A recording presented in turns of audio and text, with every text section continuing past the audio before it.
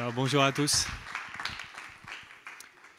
Bon, on m'a demandé de traverser le parcours de ma carrière avec toutes les entreprises que j'ai créées pour vous raconter en fait tout ça. Et j'ai trouvé un peu la chose, ce genre de rétrospective pour moi est un peu perturbant.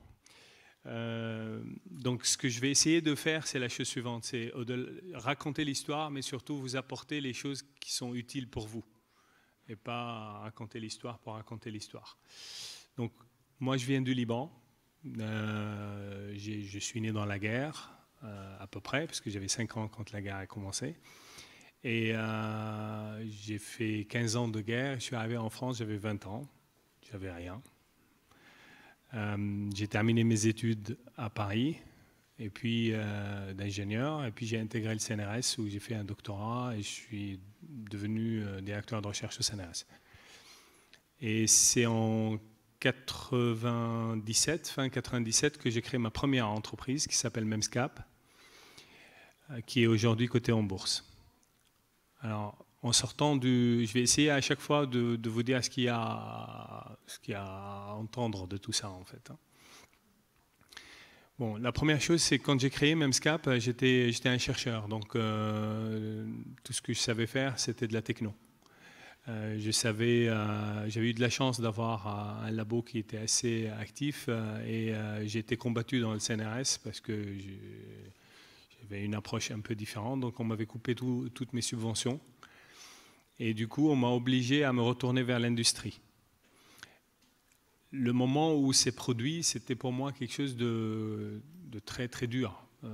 Quand on est dans le CNRS, on vous coupe les subventions, on vous étouffe en fait. Je ne savais pas qu'il venait de me rendre le plus grand service de ma vie, parce que c'est comme ça que j'ai établi tout mon réseau. Et quand j'ai créé Memscap, j'avais ce réseau. Alors, la première chose la plus importante quand on crée une entreprise, c'est vraiment avoir des relations, beaucoup de relations, le maximum et à des hauts niveaux. C'est très important. Pourquoi ? Parce que quand vous arrivez avec une idée innovante, vous arrivez avec quelque chose qui emmerde les gens, en fait, au début. Ça remplace des gens, ça peut éliminer des jobs dans des entreprises, c'est chiant. Donc les gens essayent de bloquer ça. Si vous rentrez au premier étage, jusqu'au dernier, jusqu'à l'étage de décision, vous avez énormément de chances de vous faire tuer avant.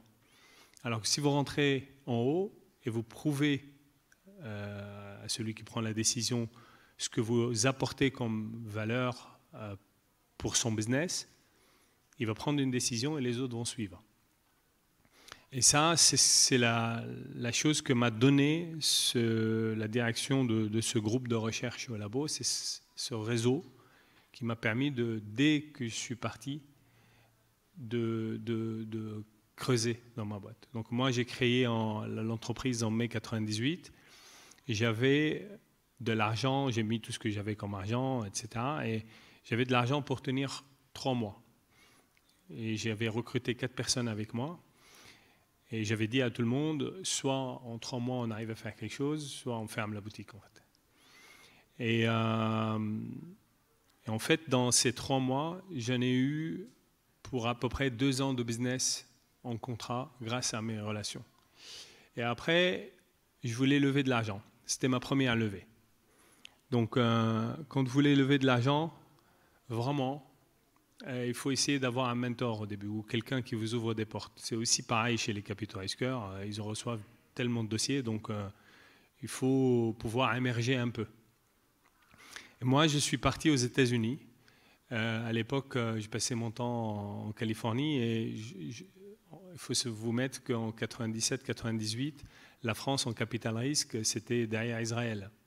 Donc c'est une cata. Il n'y avait pas beaucoup d'argent et même s'il y avait de l'argent, ils n'étaient pas structurés. Donc pour moi, l'argent, c'était aux États-Unis. Donc je suis parti à San José. J'ai écrit mon premier business plan à San José.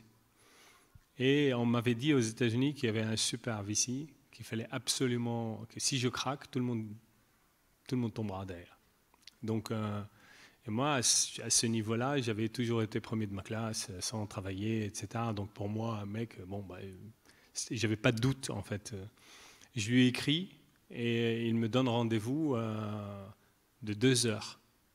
Et donc j'étais très très heureux parce que les gens que je connaissais, ils m'ont dit putain, il t'a donné un rendez-vous de 2 heures, c'est super et tout. Et je suis parti le voir, ce type, et il m'a bloqué à la porte. Et il m'a vraiment bloqué à la porte. Je traversais le bureau de son assistant, il a bloqué à la porte, puis il m'a dit dis-moi quand, comment, pourquoi, et how, when, why and what, en fait. Et moi, j'ai regardé le type, j'ai dit mais qu'est-ce qu'il parle? J'étais pas préparé à ça. Et en fait, le mec, il voulait qu'en 1 minute, à la porte, je lui dis pourquoi je vais gagner. Et évidemment, moi, j'étais pas préparé, donc j'ai balbutiné. Il m'a regardé comme ça, il m'a dit, écoute, voilà, ça c'est ma carte. Il a écrit derrière un autre nom. Il m'a dit, lui, il a du temps, si tu le convaincs, moi je rentre, moi j'ai pas de temps. Et les 2 heures, fini quoi. Et je suis parti de là-bas et je me suis dit, comment j'ai pu rater une opportunité comme ça, c'était nul. Donc je suis revenu dans ma chambre d'hôtel et je me suis dit, comment je peux décrire Memscap en 1 minute pour accrocher un investisseur. Et j'ai commencé j'ai écrit les trucs, c'était 15 minutes, 10 minutes, etc. Jusqu'à ce que je suis arrivé à 1 minute à dire ce qu'il faut, etc. Et j'avais un deuxième rendez-vous, parce que moi je suis quelqu'un de très fier, donc aller voir ce type qui m'a écrit son nom derrière, c'était même pas la peine d'y réfléchir. Donc j'allais à mon deuxième rendez-vous, et je l'ai broyé. Donc j'ai tout de suite eu une term sheet derrière, et j'ai pris une term sheet à l'époque je voulais lever 1,5 million pour une valeur de 10 millions. Mais j'avais que des slides à l'époque. Donc il m'a donné une term sheet, donc j'étais très content, je suis rentré en France. Et je voulais boucler le deal. Et à l'époque, en France, il y avait quelque chose qui s'appelle l'ANVAR, qui aujourd'hui s'appelle la BPI. Et l'ANVAR, il vous donnait de l'argent pour financer votre recherche, autant que vous avez des fonds. Donc si vous levez 1,5 million, il vous donne 1,5 million maximum. Et si le projet marche, bah, vous remboursez le 1,5 million. Si ça ne marche pas, bah... donc c'est non dilutif. C'était très intéressant. Et il y avait un type qui d'ailleurs est devenu lyonnais, qui s'appelle Marc Michel, qui dirigeait l'ANVAR à l'époque. Et lui, il m'aimait bien, il m'avait fait un projet d'1,5 million aussi. Mais il avait organisé la première conférence de Forum 4i, qui est un forum d'investisseurs où il y a des investisseurs et les entrepreneurs passent devant, ils racontent leur salade pendant 5 minutes et les investisseurs décident si l'après-midi ils prolongent la discussion ou pas. Et il m'a dit, il faut que tu ailles présenter sur le forum 4i, c'est la première édition, etc. Et je lui ai dit, non, moi je ne veux pas d'argent français, ils sont nuls. Il m'a dit, mais non, ils ne sont pas nuls. J'ai dit, si, ils sont nuls. Et il me dit, bah, si tu y vas. Et j'ai dit, non, j'ai mon argent, je n'ai pas besoin. Il m'a dit, si tu ne vas pas, je ne te donnerai pas l'argent. J'ai besoin de toi, il faut que tu ailles là-bas, même si tu ne prends pas, présente. Et donc je suis parti présenter, il y avait 8 investisseurs en fait. Et j'ai accroché 7. Et après, j'ai eu des term sheets. Et quand j'ai eu les term sheets, c'était tellement à l'époque, c'est pas maintenant. Hein. Maintenant, les VC français sont très bons. Hein. Mais à l'époque, la term sheet française, ça faisait 1 page et demie. Honnêtement, hein, 1 page et demie. Je les ai toujours. Hein. Et la term sheet américaine faisait comme ça, un livre. Tellement il y avait des conditions. Ici, il n'y avait même pas de conditions. Je me rappelle que j'ai fait avec Memscap, mon premier tour a été fait avec des actions ordinaires. Alors que maintenant, on fait tout avec des actions préférentielles, preferred. Vous êtes habitué à ce langage, preferred shares, common shares? Okay. Donc, il n'y avait pas de clause d'antidilution. Et la seule clause qu'il y avait chez les Français, c'était l'exclusivité. Que je faisais que ça, en fait. Donc, finalement, je n'ai pas pris les Américains, parce qu'il y avait beaucoup moins de conditions, et j'ai pris les Français. Et donc, vu qu'il y a eu un peu de bagarre, à la place de prendre 1,5 million, j'ai pris 2 millions. Et j'ai commencé avec Memscap. Une année après, j'ai levé 11 millions sur une valeur de 45. Et 9 mois après, j'ai coté Memscap en bourse en levant 430 millions d'euros, en levant 101 millions d'euros pour une valeur de 430. Donc en 2 ans et 8 mois à partir de la création, la boîte valait $1,5 milliard. avec plus de 120 millions en tout de levée. Jusque-là, mon histoire a toujours été vraiment que des réussites, mais absolument que des réussites. Même si je suis né dans une guerre, j'avais une chance de rester vivant en fait. J'aurais dû mourir dans la guerre 1000 fois en fait. Les bombes sont tombées autour de moi beaucoup de fois et je ne suis pas mort. Donc, ce qui caractérise ma vie, même jusqu'à aujourd'hui, en fait, c'est la chance. Moi, je suis extrêmement chanceux. De toute manière, si vous n'êtes pas chanceux, ne vous lancez pas. Hein. L'intelligence seule, ça ne suffit pas. Et le travail aussi. Hein. Donc, essayez un peu l'aider. Hein. Si ça marche, c'est que c'est bon.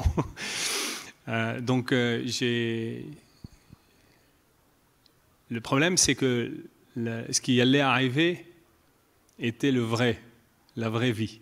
C'est que quand j'ai créé Memscap, la première année, j'ai fait 550 000 euros. La deuxième, 1,7 million. La troisième, 3,1 millions. C'est là où j'ai coté la boîte. Et je fais 18 millions après la cotation. Et je devais faire 40. Et j'avais 72 millions de commandes. Sauf que mon marché a disparu complètement. Ça veut dire que la fibre optique, vous vous rappelez, je pense, de la bulle Internet qui a explosé. Et le marché sous-jacent à ça, c'est la fibre, en fait. C'est parce qu'on disait on a besoin de beaucoup de data, donc on installait des fibres, etc. Les projections n'étaient pas faux, parce qu'aujourd'hui, c'est ce qu'on a. On a des besoins en data qui est énorme. Sauf que c'était un peu avancé. On a prévu les choses un peu plus vite que ce que ça allait arriver. Donc, la bulle Internet, quand elle a explosé, les gens des fibres coulaient.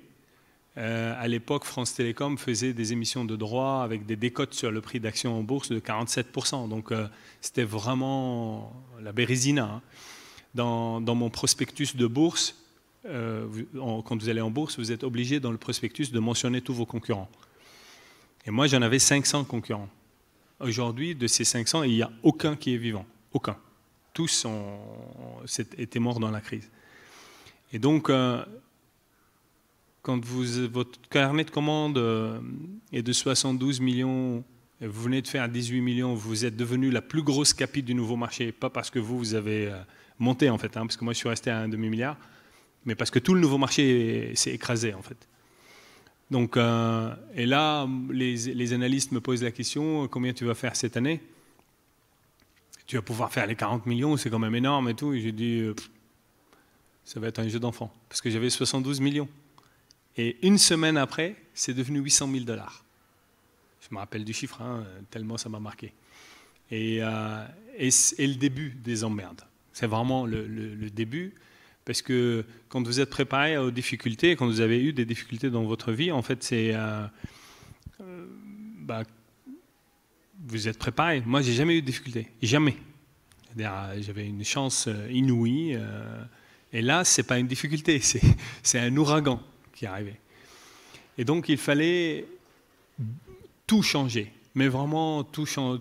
J'avais, pour donner un ordre d'idée, j'avais 269 salariés dans 11 pays, donc 11 lois sociaux. Hein. Si vous voulez licencier, il faut suivre les lois des pays. Il y avait 4 usines vides. Je brûlais 3 millions d'euros de cash par mois. 36 millions de dettes. C'était, et donc le nom de code à cette époque-là, c'était Utopia, parce que c'était impossible. C'est la première fois que je vois dans mon conseil d'administration des gens pleurer, parce que pour eux, c'était fini. Et à l'époque, même Memscap, on était Zidane, hein, c'était des stars. Hein. Une boîte, on crée 2 ans et 8 mois derrière, elle vaut un demi-milliard d'euros. Enfin, mes capitaux risqueurs qui ont commencé, même j'avais des capitaux risqueurs qui ont commencé avec moi. Donc là, ils ont Valérie Gambard, par exemple, et moi, on a fait le même premier dossier ensemble et notre nom a explosé en même temps. Et là, ce jour-là, on voit, c'est la fin, quoi. C'est la fin de tout. C'est très, très dur. Et à ce moment-là, je fais un plan qui est de couper les coûts de 42 millions à 12 millions. Et il fallait quand même faire un peu d'argent. On ne pouvait pas faire 800 000, donc il fallait faire 7 millions et quelques. Et il faut lever beaucoup d'argent. Et c'est ce qu'on a fait en fait. On a réalisé des choses qui sont incroyables. De 2002 jusqu'en 2013, beaucoup de choses. J'ai tout appris là. J'ai vendu des bâtiments, j'ai vendu des divisions, j'ai acheté des boîtes, j'ai levé de l'argent, j'ai acheté des boîtes pour l'argent. Ça veut dire qu'à l'époque, le marché, quand vous voulez lever de l'argent, ils vous font une décote sur votre cours de bourse. Parce que même France Télécom, la décote était de 48%. Donc, il y a un investisseur, moi j'étais le voir, je voulais lever 15 millions, il me dit bon, qu'est-ce que tu vas faire avec? Je lui ai dit je vais virer des gens, il faut que je les paye. Hein.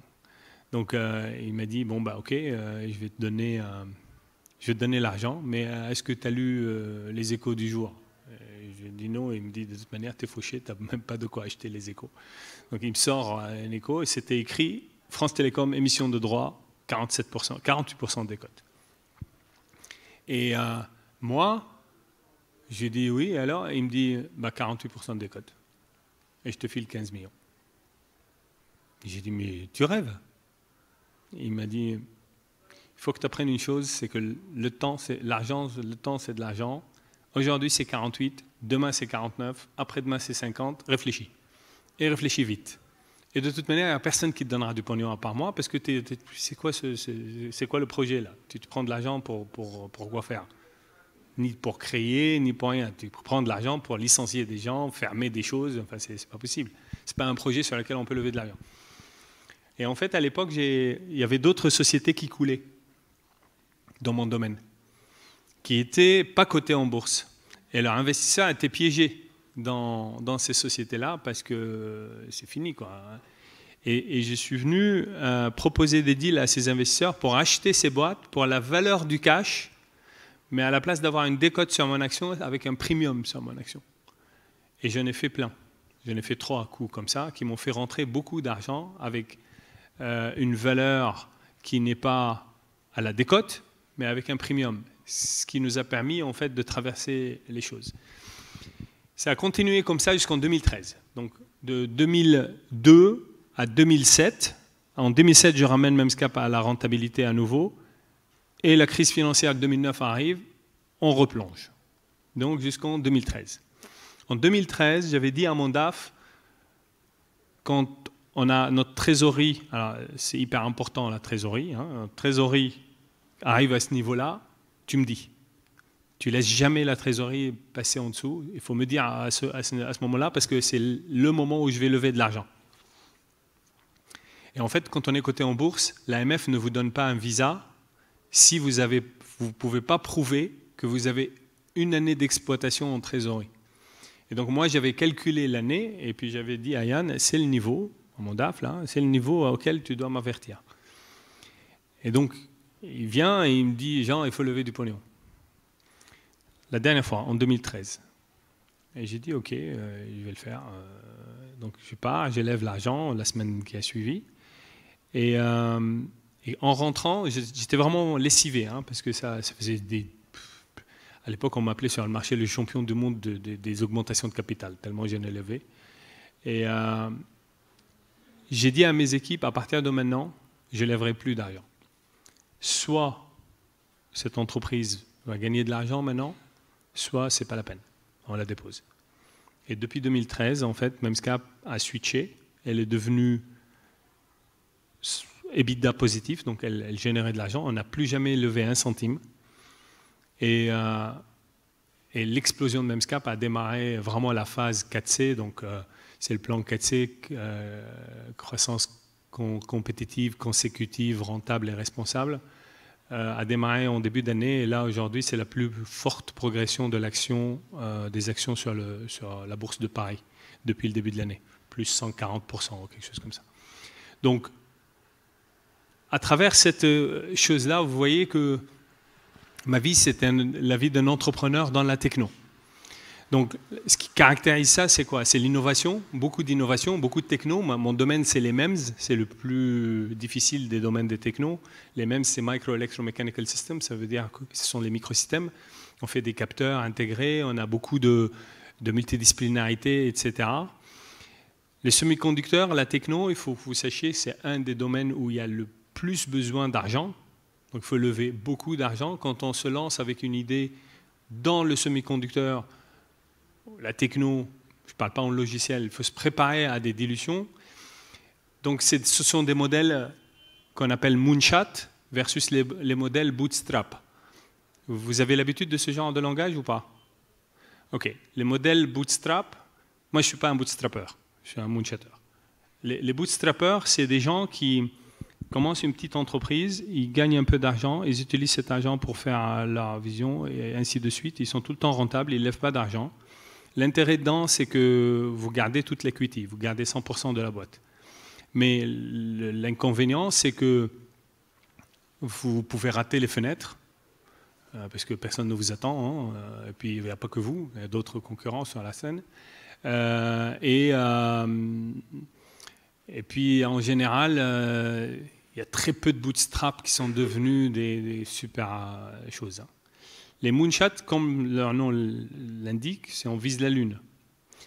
L'inconvénient, c'est que si vous ratez, vous envoyez beaucoup de monde contre le mur. Mais là, il faut beaucoup d'argent. Et donc, vous vous faites diluer. Mais l'idée, c'est quoi? L'idée, c'est d'avoir 10% de l'océan plutôt que 100% de la piscine pourrie. Donc, c'est ces modèles-là. Quand on est en techno, les modèles bootstrap n'existent pas. C'est impossible. Parce qu'en techno, il y en a un mec ou une femme le matin, ils boivent du lait du loup et ils viennent et vous pondent un brevet et vous détruisent. Donc, il faut vraiment beaucoup d'argent et suivre. Donc, quand on lance des sociétés dans la techno, il faut se préparer à lever de l'argent, il faut se préparer à en avoir beaucoup besoin et être prêt à se diluer. Et beaucoup de dirigeants ont peur de la barrière de 50%. Donc, quand les capitaux risqueurs ou les investisseurs passent cette barrière-là. Ça, c'est ridicule. Il ne faut jamais penser comme ça. De toute manière, quand vous lancez une boîte, vous savez que le CEO travaille chez le haut. Hein, c'est un employé du honneur. Ce qui compte, c'est être propriétaire, pas être PDG. Hein. Donc moi, s'il y a quelqu'un qui peut faire mon boulot et qui le fait mieux que moi, je préfère le mettre à ma place et je le sers le café. Hein. Il va me rendre riche, ce mec.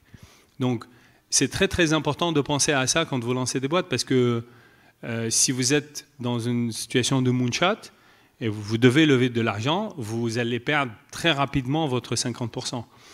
Et quand vous le perdez, vous êtes en mode de stress, j'ai plus le contrôle de ma boîte, etc. En fait, le seul contrôle dans une boîte que vous pouvez avoir, c'est vous. Si vous êtes compétent ou pas, vous pouvez faire le job ou pas. Si vous êtes bon, aucun investisseur va, au contraire, ils vont dire ah, tu es descendu beaucoup, il faut qu'on te remonte. Parce qu'ils ont envie de vous alimenter pour que vous restiez excité. Donc, ça, c'est la partie de vie techno. Alors, il faut comprendre aussi que j'ai parlé de cash, etc. Aujourd'hui, on se rend compte combien le cash est important. Nous sommes rentrés dans une phase aujourd'hui où le cash, depuis le début de l'année, devient rare. Regardez les levées d'argent aux États-Unis, il n'y en a plus. Hein. Les marchés se sont fermés complètement. L'argent devient très très très compliqué aujourd'hui. Et ça va continuer à l'être dans les mois à venir. Donc, et quand on n'a pas d'argent, on n'a plus rien.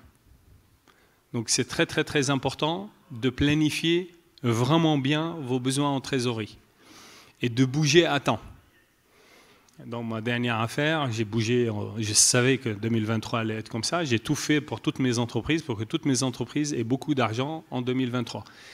Il faut toujours réfléchir à ça, toujours. Le cash, c'est... Si vous venez d'un grand groupe, etc., vous signez sur un truc, il y a quelqu'un qui paie. Ici, il n'y a personne qui paie, hein, c'est vous qui payez, donc il faut avoir l'argent. C'est très très très important. La chose la plus importante. Et lever de l'argent quand vous n'en avez pas vraiment besoin. Parce que si quand vous en avez besoin, vous n'avez plus les conditions en main. C'est celui qui est en face de vous qui aura les conditions parce que vous en avez besoin. Donc c'est hyper important. Alors dans cette vie-là, de techno, un jour, je vais rencontrer un dermatologue pour un grain de beauté que j'ai ici, que j'aime bien, mais à l'époque, j'ai plein d'amis qui clamsaient à cause de cancer de peau, etc. Et donc, je me suis dit, bon, allez, je vais aller voir ce que c'est. Et il y a un dermatologue que je vais le voir et il prend une loupe, il regarde mon grain de beauté. J'ai dit, mais qu'est-ce qu'il a ce type? Et moi, j'ai jamais été malade vraiment pour savoir les équipements chez les médecins, etc. Mais j'ai été chez un dentiste. Et un dentiste, il y a plein d'équipements. Et lui, il avait une loupe. Je dis, tiens, c'est intéressant. Il est nul, ce mec. Et il m'a dit, non, c'est rien, ça va. J'ai dit, comme ça, vous êtes sûr? Et il a vu que j'étais un peu stressé, donc il a enfoncé le clou. Il sort un papier calque. Il le met sur ma jambe et il dessine le grain de beauté. Et puis il me dit, tenez, vous le mettez chaque semaine. Si ça ne bouge pas, c'est bon. Mais ça ne va pas bouger. Je dis, c'est un taré ce mec. Je sors, j'engueule mon assistante. J'ai dit, mais tu veux me tuer ou quoi? Tous les dermatologues, tu m'as envoyé chez le plus nul. Et en fait, elle m'a dit, non, c'est un super mec. Pourquoi tu dis ça? Et en fait, je me suis dit, mais ils ont rien. Donc je suis rentré et à l'époque, on était dans la période de désastre. Hein. C'est quand Memscap, toute la techno a coulé. Et on cherchait à se diversifier d'une manière ou d'une autre. Donc moi, je me suis diversifié en achetant des boîtes en Norvège, aux États-Unis, qui m'ont mis sur l'avionique et le médical. Bon, Memscap aujourd'hui équipe tous les avions, à peu près 50 000 avions qui volent. C'est nous qui donnons l'altitude de l'appareil, la vitesse de l'air, la pression dans les cabines. Et dans les soins... En médical, on est en soins intensifs pour la pression sanguine invasive et le cœur artificiel, etc. Donc c'est ce genre de techno-là. Ben, je me suis dit, on sait mesurer, pourquoi on ne fait pas une machine, un appareil, qui mesure les caractéristiques de la peau et qu'on peut vendre aux médecins. Mais c'était un changement quand même majeur parce que je passe d'une phase composant à une phase appareil, donc système. J'ai pris quelques mecs, on a travaillé sur un proto et à partir de ce proto, il y a eu un article dans la presse, dans le Dauphiné libéré, hein, donc ne sous-estimez pas les gazettes locales. Hein. Et ben, même à fleur de peau, s'appelle l'article, en juin 2002. Le lendemain, toute la cosmétique m'appelait, mais tout le monde. C'est-à-dire les plus gros, je ne vais pas les citer. Je peux citer Unilever, par exemple, c'est des amis. Tout le monde m'a appelé. Entre autres, j'ai rencontré une femme qui s'appelle Vera Stroubi, qui était à l'époque présidente de Thierry Mugler et qui avait fait la réussite de Angel, un parfum iconique, etc. Et qui est venue pour Clarins. Et donc j'ai rencontré tous ces gens et je me suis dit pourquoi ils sont excités sur cet appareil. Moi, je voulais le vendre aux médecins, donc pourquoi ils s'excitent? Donc j'ai commencé à m'intéresser à ce marché-là, mais à l'époque, j'avais un regard très mauvais pour la beauté parce que je disais, Vera me dit, tu as un bijou entre les mains, il faut vraiment que tu exploites ça, etc. Et moi, j'avais beaucoup de problèmes de côté Memscap et puis je lui ai dit un jour, écoute, j'ai pas fait un PhD pour vendre des crèmes, c'est bon. Et elle m'a dit, il y a des crèmes qui sont chères. Et donc l'idée a fait son travail jusqu'entre 2002 et 2007. J'ai vendu mes appareils en fait qu'à des médecins parce que je voulais m'installer comme référence de la métrologie de la peau. Et c'est ce qu'on a eu. On a fait quelques deals avec des Johnson & Johnson, etc., qui nous ont permis de développer la techno, mais jusque-là, c'était ça. Et en 2007, j'ai commencé à m'intéresser à ce marché et je me suis dit, tiens, je vais faire... Moi, je suis un ingénieur, donc pour moi, un produit correspond à une spec très précise. Et s'il y a un point qui est raté, vous n'avez pas la spec. C'est tout, et votre produit n'est pas vendable. Or, dans la beauté, il n'y a que des hyperboles. Quand on vous dit, là, vos rides s'estompent, l'effet du temps s'efface. Si on regarde du point de vue ingénieur, c'est un peu pas très vrai comme truc. Donc, pour moi, je me suis dit, si on veut faire quelque chose là-dedans, il faut que ça soit vraiment efficace. Donc, il faut qu'on fasse quelque chose de super efficace. Et à l'époque, je regardais un peu ce qui se passait en médecine. Et vous avez de la chance ici avec H7, vous avez plein de sociétés, donc vous pouvez apprendre l'un de l'autre. Ben moi, à l'époque, j'avais pas mal de copains qui investissaient en biomédical, et moi, j'ai mis un peu d'argent là-dedans. Et j'ai vu que la personnalisation, c'était l'axe vraiment dans la médecine pour tout ce qui est incurable disease. Et je me suis dit, tiens, je vais faire quelque chose sur mesure, etc. Et pour un besoin d'efficacité. Et c'est comme ça que j'ai créé Yoma. Yoma, qui est l'inverse de Amoi, est une marque sur mesure où on avait nos appareils, on mesurait les caractéristiques de la peau et en fonction de ça, on recommandait le traitement personnalisé à la personne, super efficace donc. L'idée était superbe parce que c'était comme un espresso en fait. À l'époque, il n'y avait pas un espresso. Moi, mon modèle, c'était les imprimantes cartouches d'encre. C'est-à-dire, votre imprimante, elle coûte 50 € aujourd'hui. Vous imaginez bien que l'imprimante, elle ne coûte pas 50 €, même pour la faire, ça coûte 50 €. Mais on fait de l'argent avec l'encre, en fait. HP, par exemple, fait 2 milliards en encre. C'est des encriers, en fait. Et je me disais, la techno doit être un enabler de business dans la beauté et pas le business. Donc vendre des appareils, c'est nul. Mais que l'appareil recommande le produit, ça c'est mieux. Sauf que je ne savais pas faire des produits. Donc je suis sorti acheter un laboratoire dermoceutique pour fabriquer des crèmes super efficaces, super concentrées, etc. Et c'est comme ça qu'on a créé Yoma, qui est arrivé sur le marché en 2010. Donc il a fallu lever de l'argent aussi. Et là, je sortais un asset, parce que tout ça c'est né dans Memscap. Donc je devais sortir l'asset de Memscap. Et Memscap, c'est une société cotée. Vous ne pouvez pas prendre de l'actif comme ça, comme vous voulez. Ça n'appartient pas à vous, la boîte. Ça appartient à beaucoup de monde. Donc il fallait passer par beaucoup de choses comme process pour le sortir. Et il me fallait un investisseur qui me faisait énormément confiance. Parce qu'il y a 1 minute de basculement où si je suis un voyou, il perd son argent.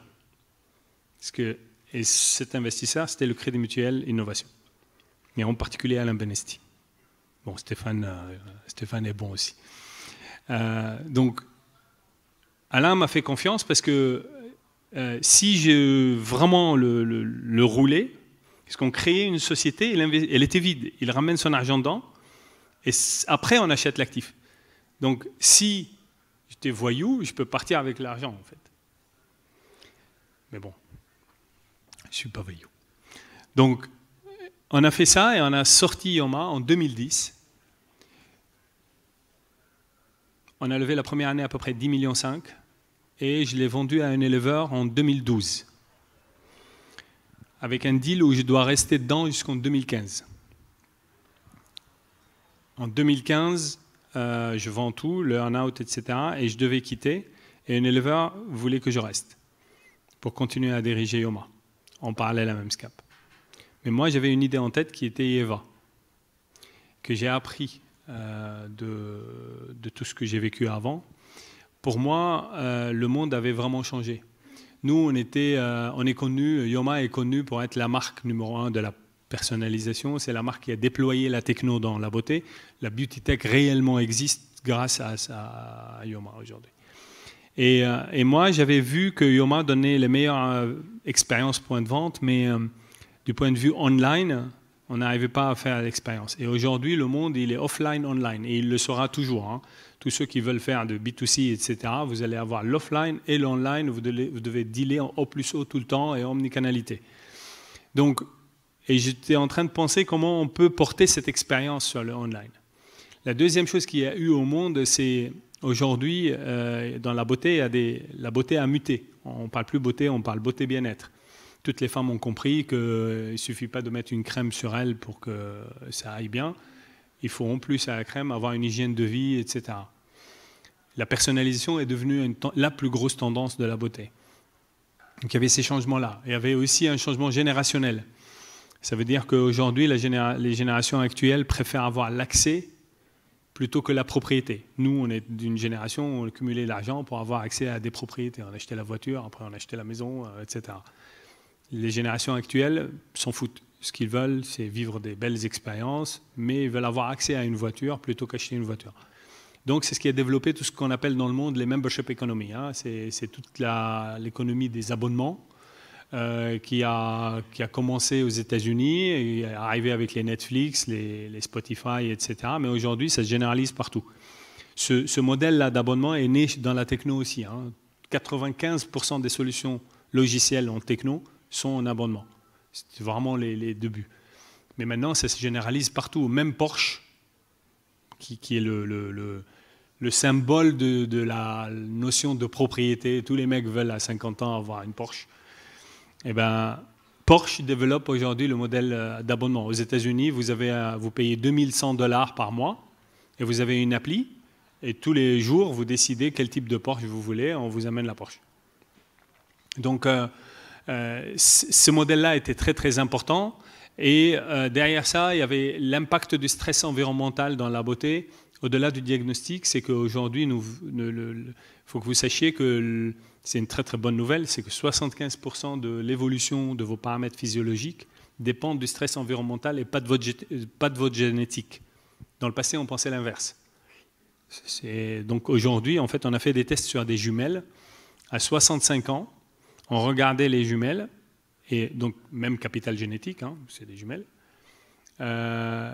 Il y avait un écart de perception d'âge qui est de l'ordre de 15 ans entre celle qui a vécu bien et celle qui a bien vécu. Donc ce sont les rationnels qui ont fait créer l'IEVA. Et IEVA, ce que je voulais faire, c'est vraiment, je voulais faire quelque chose d'important. Si vous allez dans la beauté, il y a beaucoup de boîtes aujourd'hui qui se créent dans la beauté, mais incroyable. Chaque fois qu'il y a deux mecs qui ont fait HEC, ils sortent une boîte de crème. Aux États-Unis, il y a eu beaucoup de réussites. C'est pour cela qu'on copie un peu en France, mais là, ça se casse la gueule comme pas permis. Hein. Donc, pour moi, au mieux, vous réussissez à créer une boîte et on vient vous acheter. Au mieux.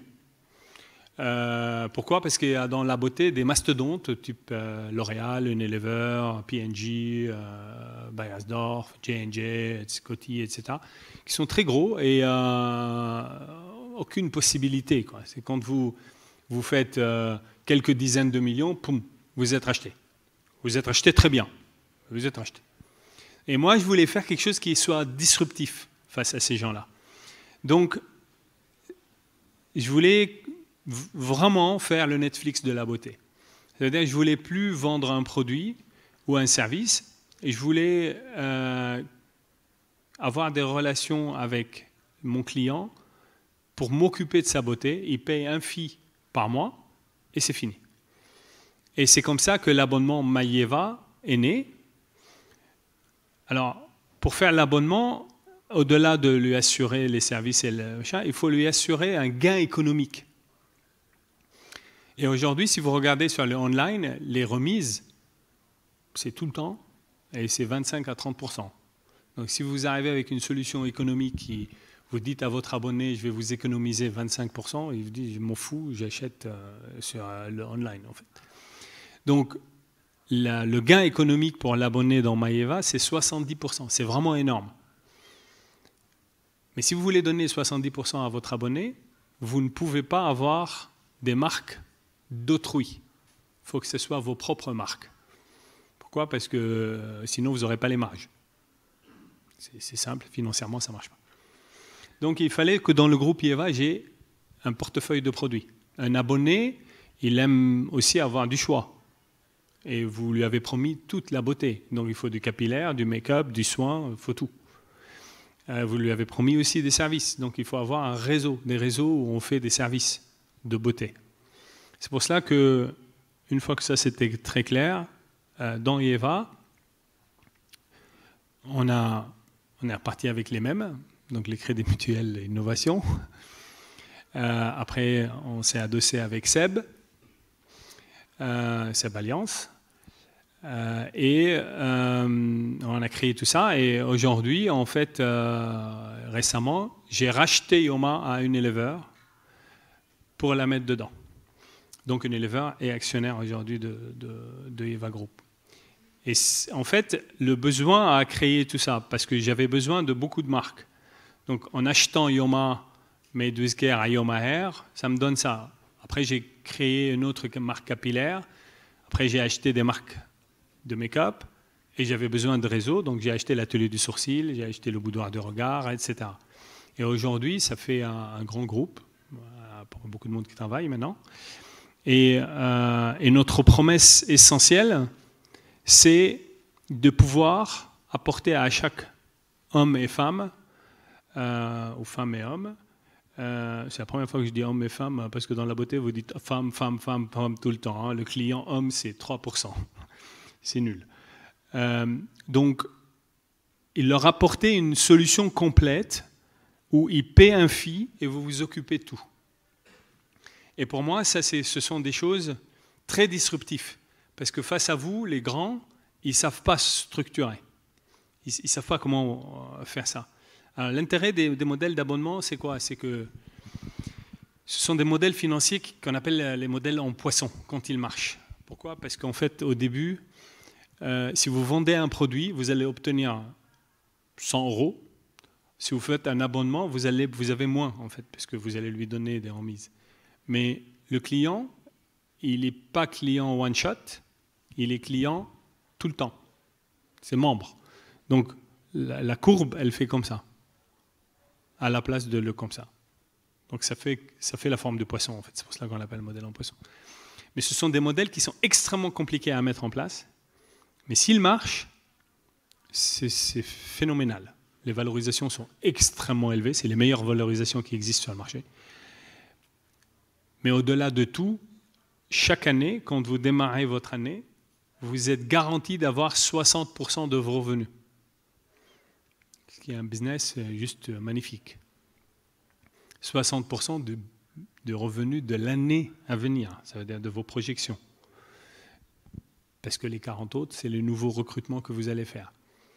Mais pour que ça marche, on parle de longueur de vie, en fait, hein, des customer life value, etc. Ça veut dire qu'un client, vous allez l'acquérir au début, c'est la partie recrutement, et après, combien de temps il va rester avec vous?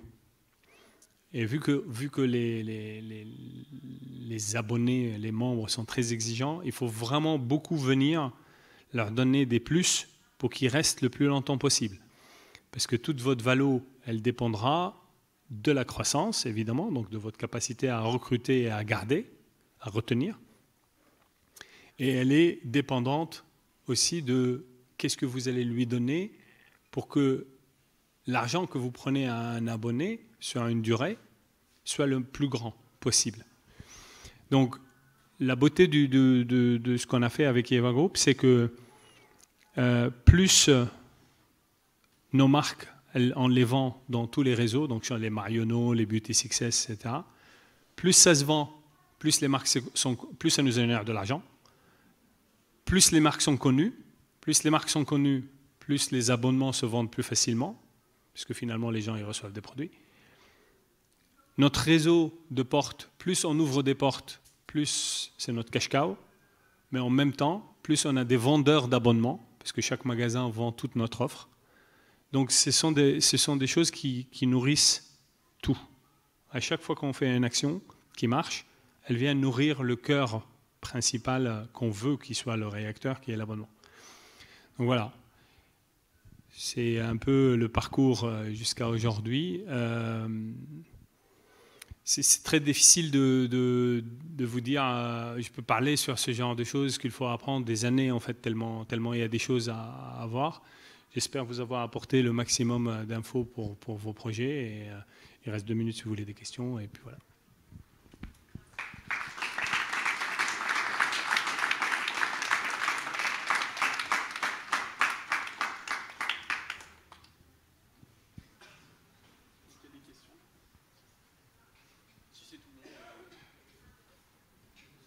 Il y a des gens dans la salle qui montent des boîtes?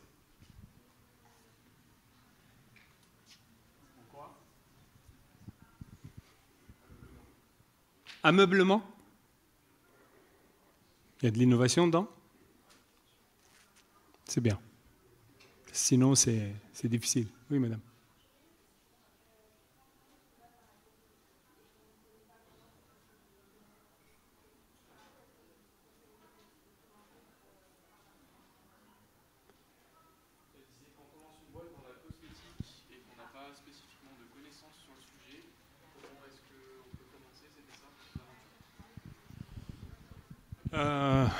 Quand on lance une boîte dans tout domaine, si on n'a pas de connaissances dans le domaine, moi personnellement, mes 2 premières règles d'investissement, c'est simple. C'est 1, il faut que je comprenne le domaine. Et 2, il faut avoir une solution de rupture. Sinon, c'est une question de muscle. Ça veut dire que si moi j'ai plus d'argent que vous, je vous broie. Par contre, si vous avez une solution de rupture ou de l'innovation, ça se joue autrement. Mais pour savoir si vous avez une rupture, pour savoir si il faut être capable de connaître et comprendre le domaine. Si vous ne comprenez pas le domaine vraiment, c'est très dangereux de rentrer dans n'importe quel domaine. C'est les règles d'investissement de base. Hein. Maintenant, moi, quand je me suis lancé dans la beauté, je ne connaissais rien à la beauté. J'étais un mec de la techno. Mais j'ai mis entre 2002 et 2010 avant de lancer. 8 ans. Et en fait, franchement, j'ai tout fait pour ne pas y aller. Parce que je me disais, bon, c'est pas mon domaine. Et j'y étais, une fois que j'ai compris la mécanique, comment ça marche, j'ai été dans les marionneaux, j'ai regardé les produits, j'ai discuté avec des esthéticiennes, j'ai discuté avec des dermatologues, après j'ai rencontré des dirigeants de boîtes, etc. Vraiment actif dedans. Pour me former à ce milieu-là, j'ai lu beaucoup. Il faut lire, hein, vraiment. Quand j'ai lancé Memscap, je connaissais que la recherche, j'ai lisé 4 livres par jour. Hein. Donc il faut lire. À chaque fois que vous avez 2 secondes, vous lisez. Parce qu'il y a d'autres gens qui ont fait plein de choses et vous pouvez apprendre d'eux. Hein. Et puis il faut connaître les mots, il faut connaître pas mal de choses. Et une fois que vous avez compris tout ça, après il faut avoir une idée dans la cosmétique pour lancer. Ce que je disais, donc ça veut dire si vous voulez lancer une marque dans la cosmétique, il y en a plein. Pourquoi votre marque va être différente? Chaque marque nouvelle aujourd'hui, c'est l'histoire d'un nouvel ingrédient que je ne sais pas qui a rencontré dans je ne sais pas où. Il s'est blessé, puis l'ingrédient est tombé de l'arbre, et puis il a guéri. Ces histoires à la con là, que les femmes ne croient plus maintenant. Donc, il faut vraiment avoir des approches très, très innovantes pour y aller.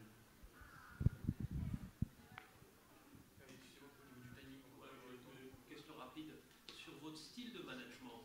Qu'est-ce qui fait qu'un leader réussisse dans des situations de stress? Et qu'est-ce qui fait la différence au quotidien? Je pense que la résilience est la plus grande qualité que vous devez avoir pour lancer des choses. Et avoir beaucoup d'énergie, énormément d'énergie, parce que vous devez énergiser tout le monde. Hein. Et les coups, vous en recevez tout le temps, c'est systématique. Hein. Il n'y a pas une seule journée où je ne prends pas 30 coups. Même avec tout ce que j'ai fait, etc. Vraiment, quand je raconte l'histoire, c'est une histoire sublime, etc. Mais si vous zoomez sur chaque jour, il y a beaucoup, beaucoup de difficultés. Alors, la chose la plus importante pour moi, ça aurait été, et sans quoi je n'aurais pas pu être dirigeant de 3 boîtes en même temps, qui sont devenues 2, c'est de m'être entouré de gens extraordinaires. Mes équipes, c'est vraiment, je pense, parmi les meilleures équipes qui peuvent exister, et elles sont extrêmement fidèles. Ça veut dire que moi, entre la compétence et la loyauté, je choisis la loyauté. Parce que la compétence, je peux vous l'apprendre. La loyauté, je ne peux pas. Et j'ai besoin d'avoir des gens loyaux qui croient dans un projet et qui tirent avec moi. Sinon, l'exercice devient très, très, très compliqué. Et pour qu'ils soient loyaux, il faut que vous fassiez le job. Ça veut dire qu'il faut que vous les défendiez et défendez les intérêts plus que les vôtres. Plus que les vôtres. Donc, voilà, c'est ce que je fais. Merci beaucoup, Jean-Michel.